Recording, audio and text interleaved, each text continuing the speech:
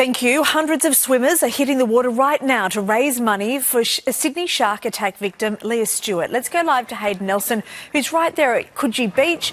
Hayden, lots of people have turned out there this morning in a show of support. Oh, this has surpassed organisers' wildest expectations of the number of people who would be out here showing their support for Leah Stewart. They know she was loved, a teacher, a mum, a big part of this local swimming community. And right now, or actually in the past sort of 30 seconds, they've gathered here and they've heard a statement from Leah's family. I've just caught a bit of that and I'll read it out to you. They say, this is, Leah loves coming here and she has pushed more friends and family to be here. They say, this is exactly how Leah would have wanted to be a part of today, would have wanted today to look like. They say she had always been at Coogee Beach, whether it be for Anzac Day, dawn service, honouring her granddad, or pushing the pram for a walk along the coast, to swim at the beach, a play at the park, or a coffee with friends and family. She moved here with her partner last year. They say she chose the area well because they've seen that enormous outpouring of gratitude. They've thanked her mother's group. They've thanked the students and the community at Hurstville Adventist School, where she's the deputy principal.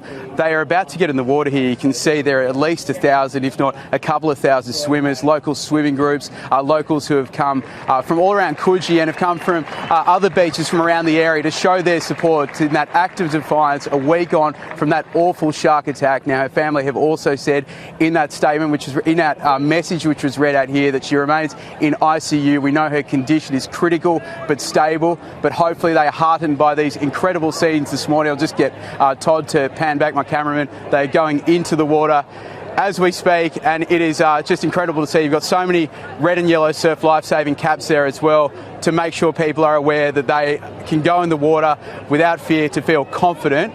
And that is what Leah would have wanted. That is what her family says. And that is just such an extraordinary sight to see here this morning, guys. Hayden, the most incredible thing is, because we just spoke to the head of the Surf Lifesavers there at Coogee, they were expecting 100 people. There are hundreds there this morning. As we just told them, I think it's thousands there, isn't it? It was at least 1,000. I think this is a really Aussie thing, guys, because you see on the back of everyone's swimmers, their surf clubs. So you've got Coogee, Tamarama, Bondi, Bronte, a lot of budgie smugglers, a lot of names for different swim clubs as well. Like they've got the Bronte Splashes here. I think they're the Coogee Cubs swim club as well.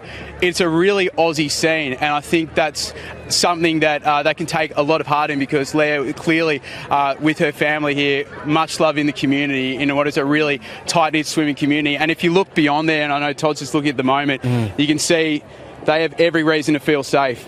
There's about easily a couple of dozen surf lifesavers in the water. There's a drone hanging above at the moment to make sure that people can go back in the water with some confidence, and that's what it's all about, that fundraising for Leah and her family, and sharing that message that it is a rare event and it is safe to go back in the water here at what is one of the busiest beaches in Sydney. Well, we've been talking about this morning, Hayden, about how people's relationship with the water and how they feel about it has changed. It's changed people's habits about what they're doing. We're hearing from ocean swimmers who used to go every day that just don't feel as if they can at the moment. We keep on pointing it out, and we've had plenty of shark experts on the show as well over the past week, that she was very sadly, Leah, doing everything right at the time. She was between the flags. We know the conditions were good.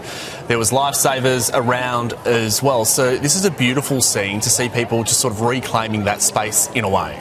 And doing it together. Yeah, absolutely. And I've just seen guys, in that crowd there, Charlie Verko, the hero who rescued Leah from the water and paddled her back to shore. I actually just caught up with him briefly before he went into the water. He is actually heading to Hawaii next week for a top paddle through one of the main channels there.